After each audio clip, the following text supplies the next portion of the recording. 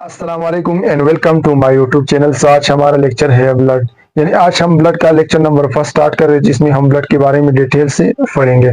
इस लेक्चर में हम बेसिक ब्लड की इंट्रोडक्शन करवाएंगे। इस तरह ब्लड प्लाज्मा, प्लाज्मा प्रोटीन और ब्लड सेल के बारे में पढ़ेंगे। सो ब्लड एक वाइटल कंपोनेंट है जो कि अलॉट ऑफ फंक्शन परफॉर्म कर रहे हैं। हमारी बॉडी में मुख्तलिफ चीज़ें ट्रांसफर हो रहे हैं, जैसा कि गैसेस हो गया, कार्बन, नाइट्रोजन, ऑक्सीजन, इस तरह मिनरल है, इलेक्ट्रोलाइट्स है, हार्मोन है, विटामिन है, वेस्ट प्रोडक्ट है। तो ये सब कुछ कौन ट्रांसफर कर रहे हैं? ब्लड। ये ब्लड में ट्रांसफर हो रहे हैं। सो ब्लड का की रूल है हमारी बॉडी में। अब हम ब्लड की इंट्रोडक्शन पे आ रहे हैं। पास है haematology. The study of blood is called haematology, यानी ब्लड की स्टडी को हेमाटोलॉजी कहा जाता है। हेमाटोलॉजी में हम क्या स्टडी कर रहे हैं? जैसा ब्लड सेल हो गया, red blood cell, white blood cell, इस तरह प्लेटलेट्स हो गया, इस तरह ब्लड कंपोनेंट पढ़ेंगे, जैसा कि प्लाज्मा हो गया, प्लाज्मा प्रोटीन और ब्लड डिसऑर्डर यानी ब्लड की बीमारियां हम हेमाटोलॉजी में पढ़ेंगे। नेक्स्ट टर्म है haemopoiesis. Formation of blood is called haemopoiesis, यानी ब्लड की फॉर्मेशन को हेमोफाइसिस कहा जाता है, या हमारी बॉडी में न्यू ब्लड सेल की फॉर्मेशन को हेमोफाइसिस कहा जाता है। सो अब हम ब्लड की डिफिनेशन पे आ रहे कि ब्लड क्या है, यानी खून, लहू। Blood is a liquid connective tissue. Blood liquid connective tissue है, यानी ब्लड तो टिश्यू है ना। जैसा हमने ब्लड की टिश्यू की डिफिनेशन में कहा था कि tissue is the combination of cell is called tissue. So आप ऐसे भी कह सकती है कि blood is a fluid tissue, या blood is a specialised connective tissue. So blood tissue है। Blood is a liquid connective tissue that consist of cell, यानी ये सेल पे मुश्तमिल है। Surround by a liquid extracellular matrix, जो कि सराउंड किया लिक्विड एक्स्ट्रा सेलुलर मैट्रिक्स ने। The extra cellular matrix is called plasma, और ये एक्स्ट्रा सेलुलर मैट्रिक्स को प्लाज्मा कहा जाता है। यानी मैं आप लोगों को डायग्राम से समझा रहा हूँ। सो ये है डायग्राम ऑफ ब्लड वेसल, यानी ये एक रक्त के डायग्राम है और इसके अंदर है ब्लड यानी खून। सो जैसा डेफिनेशन में कहा कि ब्लड सेल पे मुश्तमिल है, यानी इसमें कौन से सेल है? जैसा रेड ब्लड सेल हो गया, ये जो रेड कलर नजर आ रहे, इस तरह व्हाइट ब्लड सेल हो गया, ये जो ब्लू कलर नजर आ रहे, और इस तरह हो गया प्लेटलेट्स, ये जो ब्लैक कलर नजर आ रहे। सो इन सेलों को एक्स्ट्रा सेलुलर मैट्रिक्स ने सराउंड किया, यानी इन सेलों को एक्स्ट्रा सेलुलर मैट्रिक्स ने सराउंड किया। एक्स्ट्रा सेलुलर मैट्रिक्स क्या है? ये प्रोटीन है, गैसेस है, वाटर है, हार्मोन हो गया, विटामिन। तो इन चीजों ने ये सेल सराउंड किया। अब जिन चीजों ने ये सेल सराउंड किया, इनको क्या कहा जाता है? इनको प्लाज्मा कहा जाता है। सो ये हो गया प्लाज्मा ऑफ ब्लड। या लेट सपोज आपने अगर एक ब्लड वेसल में से या ब्लड में से सेल निकाल दिए, यानी red blood cell, white blood cell, platelets, इन सेलों को अगर आपने ब्लड वेसल से निकाल दिया तो क्या बचा? हमारे साथ वाटर बच गया, गैसेस बच गया, इस तरह हार्मोन, विटामिन, यूरिक एसिड। तो ये क्या है? क्या है? ये प्लाज्मा है। सो इसको प्लाज्मा कहा जाता है। अब हम फिजिकल करेक्ट पे आ रहे कि फिजिकल प्रॉपर्टी ब्लड की क्या है। नंबर पास है blood viscosity. So blood is more viscous thicker than water and feels slightly sticky. So blood water से ज्यादा विस्कस है, यानी खून पानी से ज्यादा गाढ़ा है, और ये थोड़ा स्टिकी भी है, मतलब चिपचिपा महसूस हो रहे। सो ये हो गया विस्कोसिटी ऑफ ब्लड। और ब्लड पानी से 3 to 4 टाइम मोर विस्कस होता है। सो ये हो गया विस्कोसिटी। अब नेक्स्ट टर्म है टेम्परेचर, की ब्लड की टेम्परेचर कितना है? 38 सेल्सियस, यानी हमारे बॉडी के नॉर्मल टेम्परेचर 37 सेल्सियस होता है, जबकि ब्लड का 38 यानी 1 सेल्सियस राइस है। सो इधर मैं लिख रहा हूँ कि blood temperature is 1 Celsius greater than oral और रेक्टल टेम्परेचर, यानी ब्लड टेम्परेचर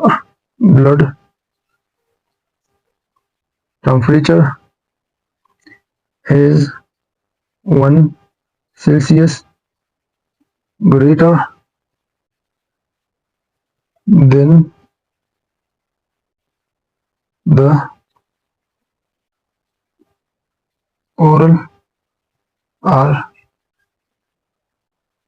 rectal temperature, यानी ब्लड का टेम्परेचर ओवरऑल या रेक्टल टेम्परेचर से 1 सेल्सियस ज़्यादा होता है। सो ये हो गया temperature of blood.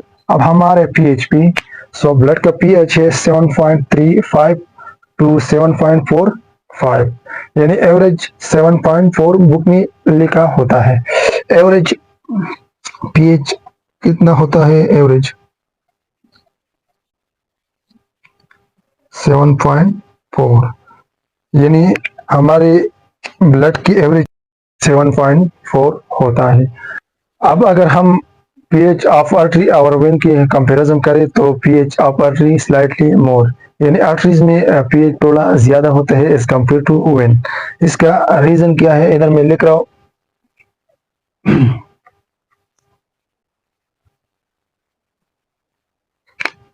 pH pH is slightly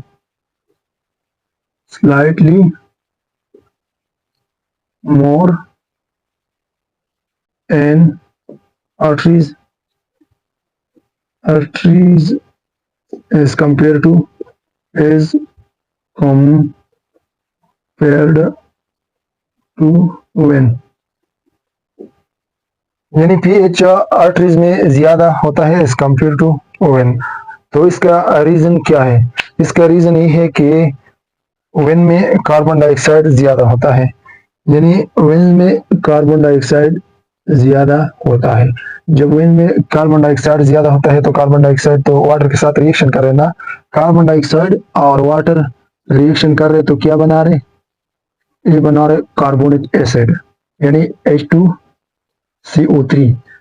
और जहाँ पे एसिड होता है वहां पे पीएच डाउन होता है, यानी कार्बोनिक एसिड एसिड है ना, जब जहाँ पे एसिड होता है तो वहां पे पीएच लो होता है। तो ये वजह है कि आर्टरीज में ज्यादा होता है pH as compare to vein. तो ये हो गया पीएच ऑफ ब्लड। अब हम कलर ऑफ ब्लड पे आ रहे हैं कि ब्लड की कलर कैसे है। सो ब्लड की कलर डिपेंड कर रहे ऑक्सीजन कंसेंट्रेशन पे, यानी ऑक्सीजन की मकदार पे डिपेंड कर रहे। When blood is saturated with oxygen, it is bright red color, यानी जब ब्लड में ऑक्सीजन की मकदार ज्यादा होता है, सेचुरेटेड होता है, तो ये ब्राइट रेड कलर दे रहे। When blood is unsaturated with oxygen, it is dark red color, जब ब्लड में ऑक्सीजन की मकदार कम होता है तो ये डार्क रेड या पर्पल कलर दे रहे। अब हमारे टोटल ब्लड वॉल्यूम, यानी इंसान में टोटल ब्लड कितना होता है, ब्लड का वॉल्यूम कितना होता है। सो एडल्ट मेल में 5 to 6 लीटर होता है, यानी बालिग मेल में 5 to 6 लीटर ब्लड होता है। अब एडल्ट फीमेल में, यानी फीमेल में कितना होता है? सो इसमें थोड़ा कम होता है एज कम्पेयर टू मेल, यानी ये मुख्तलिफ चीज़ों पे डिपेंड कर रहे हैं, जैसा कि बॉडी साइज हो गया, इस तरह काफ़ी चीज़ें हैं कि इस पे डिपेंड कर रहे हैं। इस वजह से ब्लड का मकदार या वॉल्यूम फीमेल में थोड़ा कम होता है। सो फीमेल में 4.5 to 5.5 लीटर होता है, यानी 4.5 या 5.5 लीटर ब्लड फीमेल में होता है। सो ये हो गया फिजिकल प्रॉपर्टी या कैरेक्टर ऑफ ब्लड। तो अब हम जनरल रिव्यू ऑफ ब्लड ले रहे हैं, यानी ब्लड को डायग्रामेटिकली देख रहे हैं कि इसके कंपोजिशन कैसे है और ये किन चीजों से बना है और इसमें कौन से एलिमेंट्स आ रहे हैं। So blood mainly two thing पे मुश्तमिल है, यानी ब्लड में मोटे तौर पर 2 चीजें आ रही। एक है plasma, plasma fluid part of blood होता है, और दूसरा है फॉर्म एलिमेंट्स, एलिमेंट्स में सेल आ रहे हैं। अब जो प्लाज्मा है ये 55% टोटल ब्लड का हिस्सा होता है, जबकि एलिमेंट है ये 45% टोटल ब्लड का हिस्सा है, यानी 55% प्लाज्मा है और 45% मतलब 45% सेल है। अब जो प्लाज्मा है ये मुख्तलिफ चीज़ों से बना है, इसमें मुख्तलिफ चीज़ें आ रही, जैसा फर्स्ट है वाटर। वाटर सबको पता है, यानी H2O 92% या 90% प्लाज्मा में वाटर होता है। सेकंड है प्रोटीन, यानी इसमें डिफरेंट प्रोटीन आ रहे, जैसा एल्बुमिन हो गया, एल्बुमिन, इस तरह ग्लोबुलिन आ रहे, बुलिन आ रहे, फाइब्रोनोजेन। तो ये है प्रोटीन ऑफ प्लाज्मा। इस तरह प्लाज्मा में न्यूट्रिएंट आ रहे, मतलब न्यूट्रिएंट में फैटी एसिड आ रहे, इस तरह अमाइनो एसिड आ रहे, अमाइनो एसिड, और ग्लूकोज आ रहे हैं। तो ये मुख्तलिफ न्यूट्रिएंट प्लाज्मा में आ रहे हैं। अब गैसेस है, गैसेस में है ऑक्सीजन, कार्बन डाइऑक्साइड है, इस तरह नाइट्रोजन है। तो ये गैसेस प्लाज्मा में आ रहे हैं। अब फिर रेगुलेटरी सब्सटेंस, रेगुलेटरी सब्सटेंस में हार्मोन आ रहे, इस तरह है। वेस्ट प्रोडक्ट, वेस्ट प्रोडक्ट में यूरिया हो गया, यूरिक एसिड हो गया, इस तरह इसमें अमोनिया आ रहे। तो ये है प्लाज्मा की कंपोजिशन, यानी प्लाज्मा मुख्तलिफ चीज़ों से बना है। अब हम आ रहे हैं फॉर्म एलिमेंट पे। सो एलिमेंट में तीन टाइप ऑफ सेल है। फर्स्ट है वाइट ब्लड सेल, सेकंड है रेड ब्लड सेल, और थर्ड है प्लेटलेट्स, यानी ये है सेल। अब जो व्हाइट ब्लड सेल है ये फर्दर मेनली टू पार्ट में डिवाइड किया, एक है ग्रेनुलोसाइट और एक है ग्रेनुलोसाइट। अब जो ग्रेनुलोसाइट का मतलब है कि ग्रेन्यूल इसके साइटोप्लाज्म में मौजूद होता है, और ग्रेनुलोसाइट का मतलब है ग्रेन्यूल साइटोप्लाज्म में मौजूद नहीं। लेट्स सपोज ये एक सेल का डायग्राम है और ये भी सेल का साइटोप्लाज्म है। सो अब जो साइटोप्लाज्म में ग्रेन्यूल मतलब छोटे छोटे दाने जैसा स्ट्रक्चर मौजूद होता है, तो ये ग्रेनुलोसाइट है। अब ये वाला डायग्राम बिल्कुल क्लियर है, मतलब इसमें ग्रेन्यूल नहीं है, तो इसलिए इसको ग्रेनुलोसाइट यानी विदाउट ग्रेन्यूल। तो अब जो ग्रेनुलोसाइट है इसमें मेनली थ्री थिंग आ रहे, एक है न्यूट्रोफिल, एक है एसिनोफिल और बेसोफिल। मतलब ये तीन टाइप है ग्रेनुलोसाइट की, न्यूट्रोफिल, एसिनोफिल और बेसोफिल।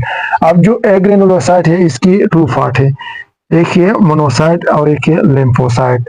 अब जो लिम्फोसाइट है ये फर्दर डिवाइड किया, एक है बी लिम्फोसाइट और एक है टी लिम्फोसाइट। सो ये है होल ब्लड की कंपोजिशन, जिसमें मुख्तलिफ चीजें आ रहे हैं और ये हम वन बाय वन डिटेल से डिस्कस कर रहे हैं। सो अब हम ब्लड प्लाज्मा के बारे में पढ़ेंगे और इसके साथ प्लाज्मा प्रोटीन के ब्लड प्लाज्मा क्या है और इसका प्रोटीन। सो ब्लड प्लाज्मा, जैसा कि हमने कहा था कि plasma is the fluid part of blood, यानी ब्लड की फ्लूइड पार्ट है प्लाज्मा। जैसा हमने मिसाल दिया कि अगर आप ब्लड से सेल को निकाल लें तो क्या बच जाएगा, प्लाज्मा। यानी प्लाज्मा में मुख्तलिफ चीज़ आ रही, गैसेस हो गया, इलेक्ट्रोलाइट्स, न्यूट्रिएंट, वेस्ट प्रोडक्ट, कोई चीज़ें प्लाज्मा में आ रही।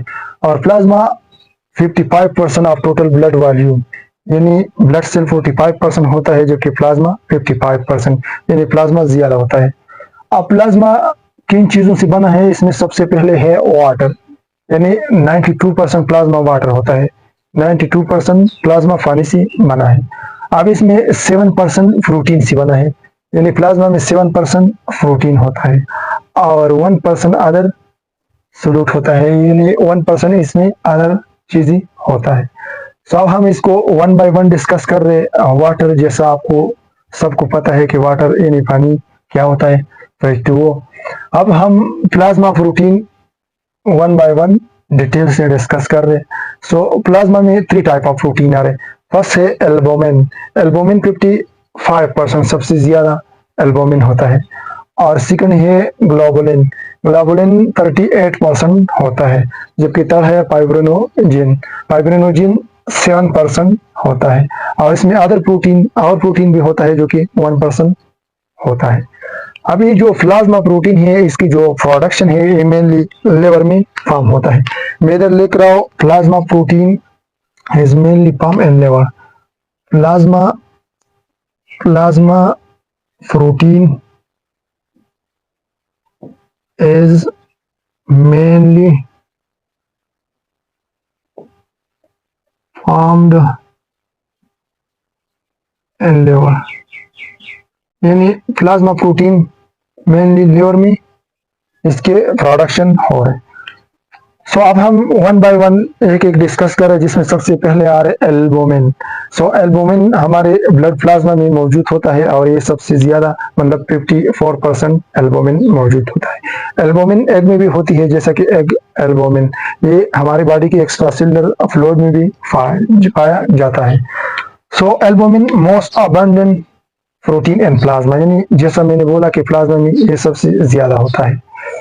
Smallest and diameter among plasma protein, और ये प्लाज्मा प्रोटीन के एमंग में ये डायमीटर में सबसे छोटा होता है, यानी डायमीटर बोले ना, डायमीटर में सबसे छोटा होता है। नॉर्मल रेंज इन एडल्ट, इसका जो नॉर्मल रेंज है ये है 3.5 to 5 ग्राम पर डीसी लीटर क्यूब, यानी एल्बुमिन का जो नॉर्मल रेंज है ब्लड में ये होता है 3.5 to 5 ग्राम पर डीसी लीटर क्यूब। और इसका जो हाफ लाइफ है, यानी एल्बुमिन के प्रोटीन की जो हाफ लाइफ है वो है 20 डे। हाफ लाइफ में इधर लिख रहा हूँ ब्लू मार्कर से, हाफ लाइफ 20 डे। इसका जो हाफ लाइफ है ये 20 डे है। सो अब हम एल्बुमिन के फंक्शन, फर्स्ट फंक्शन है मेंटेन pH ऑफ ब्लड, यानी ये pH ऑफ ब्लड मेंटेन रख, मतलब एसिड बेस बैलेंस को मेंटेन रख, एसिड बेस बैलेंस बनाने, बैलेंस। सो ये हो गया मेंटेनेंस ऑफ pH। अब सेकंड है ऑस्मोटिक प्रेशर, यानी सेकंड फंक्शन है एल्बुमिन के वो है ऑस्मोटिक प्रेशर, इसको ऑनकोटिक प्रेशर भी कहा जाता है, यानी oncotic pressure, oncotic pressure, oncotic pressure. So osmotic pressure या ऑनकोटिक प्रेशर, इसका जो रेंज है ये 25 mm ऑफ Hg होता है ब्लड प्लाज्मा में। सो ये हो गया ऑनकोटिक या ऑस्मोटिक प्रेशर जो कि मेंटेन रख रहे क्या, फ्लूइड ऑफ प्लाज्मा। अब नेक्स्ट है कैरियर प्रोटीन, यानी ये एल्बुमिन कैरियर प्रोटीन का फंक्शन भी कर रहे हैं, यानी ये चीजें ट्रांसपोर्ट कर रहे हैं, जैसे हार्मोन हो गया, विटामिन हो गया, ये डिफरेंट ड्रग ट्रांसपोर्ट कर रहे हैं। मैं इधर लिख रहा हूँ ट्रांसपोर्ट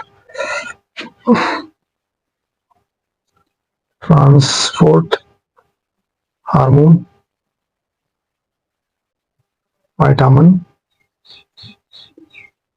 और इसके साथ ये ड्रग्स।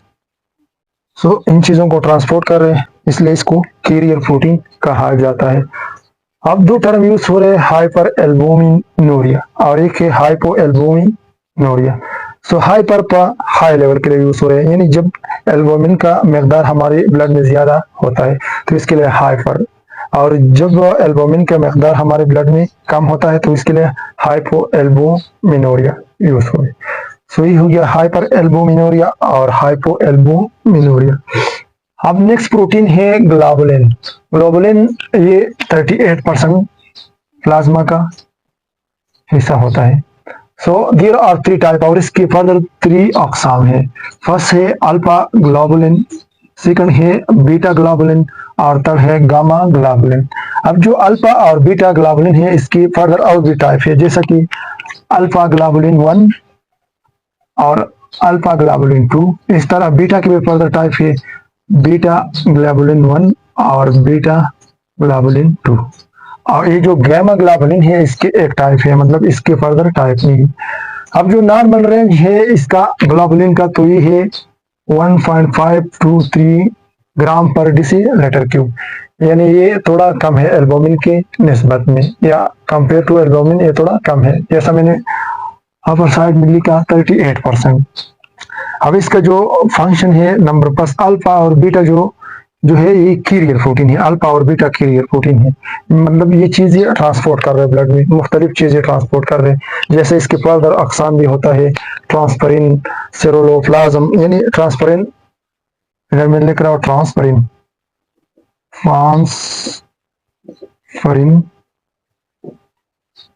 क्या ट्रांसपोर्ट कर रहे हैं, आयरन ट्रांसपोर्ट कर रहे हैं ट्रांसफरिन। इस तरह दूसरा है सेरोलोप्लाज्म, प्लाज्मिन, सेरोलोप्लाज्मिन है सेकंड, जो कि कॉपर ट्रांसपोर्ट कर रहे।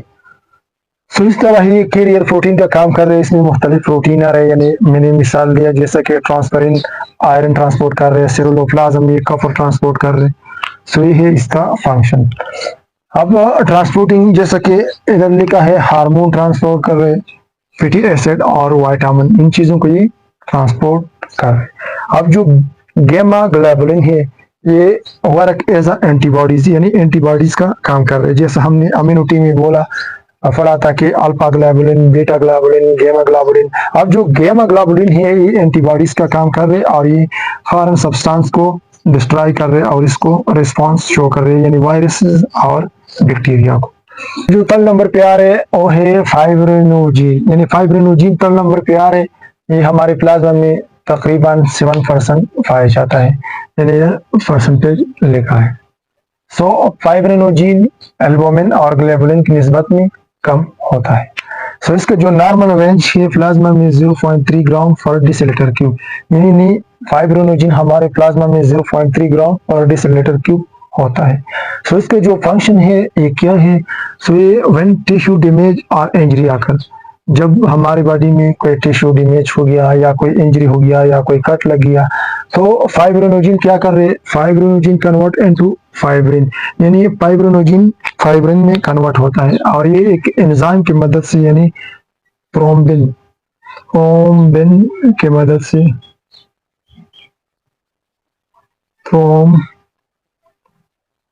मदद से फाइब्रिन में कन्वर्ट होता है। सो एक अलग प्रोसेस है जो कि हम आगे डिटेल से डिस्कस कर रहे हैं। सो देन फाइब्रिन क्या कर रहे हैं? फाइब्रिन एक जाल बना रहे, एक नेटवर्क बना रहे, दैट ट्रैप ब्लड वेसल, जो कि ब्लड फंसा रहे, और फिर ये जो ब्लड क्लॉट बना रहे ये स्टॉप कर रहे ब्लीडिंग को, यानी ये फिर ब्लीडिंग को स्टॉप कर रहे। लेट्स सपोज ये है एक ब्लड वेसल, ये है एक ब्लड वेसल और इसमें मिसाल तौर कट लग गया।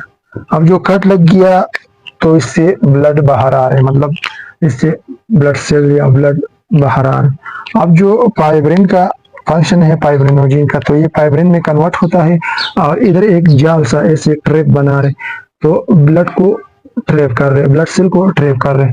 सो इस तरह ये ब्लीडिंग मतलब ब्लीडिंग को स्टॉप कर रहे हैं, यानी ब्लड को लीक करने से बचा रहे। तो ये हो गया फाइब्रिनोजिन। सो अब हम next part of plasma discuss कर रहे हैं कि जिसमें कौन सी चीजें आ रही। जैसा कि हमने पहले जिक्र किया कि प्लाज्मा वाटर पे मुश्तमिल है जो कि 92% है।